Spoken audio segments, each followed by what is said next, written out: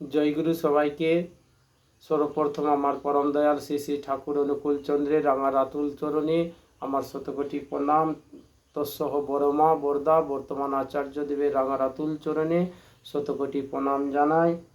আজকে ফেসবুক পেজে, ইউটিউব চ্যানেলে সকলকে আমার যথাযোগ্য স্থানে প্রণাম, সেনাশিস ভালোবাসা আর সবার উদ্দেশ্যে প্রাণ ভরার আনন্দিত জয়গুরু।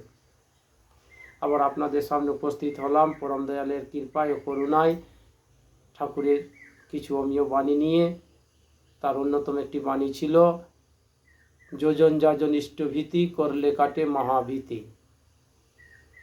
ঠাকুর এই সুন্দরতম বাণী দিয়েছিলেন, যোজন যাজন ইষ্টভীতি করলে কাটে মহাভীতি। আমরা প্রত্যেকটা দিন যদি নিয়ম মাফিক বিধি মাফিক বিধান মাফিক পরম দয়ালের এই যোজন যাজন ইষ্টভীতি আমরা যদি জীবন দিয়ে, বাস্তব জীবন দিয়ে, বাস্তব কর্ম দিয়ে যদি পরিপালন করি, তাহলে আমাদের জীবনের মহা ভয়, মৃত্যু থেকে, রোগ থেকে, জোড়াবেদি থেকে, অভাব থেকে, অন্নটন থেকে, সমস্ত রকমের ভয় যে আমাদের প্রত্যেকটা দিন তাড়া করে আমাদের মন মস্তিষ্কে, সেই এই মহা ভয়, মহা ভীতি কেটে যেতে পারে,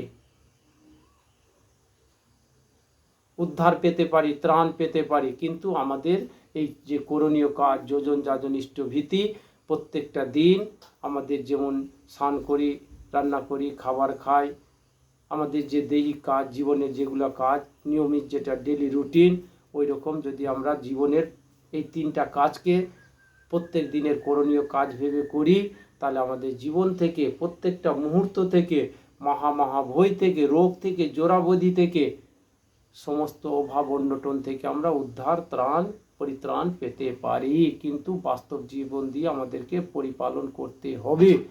কারণ করে হোক পাও, না করে যে পেতে চাই, দুঃখ তার পিছে ধায়। তো আমরা যদি করি তাহলে হব, তাহলে পাবো। আর ভাবছে বসে চলবে কি? সে ভাববার তুমি কে? যার ভাবনা সে ভাবছে, তুমি ভাবো তাকে।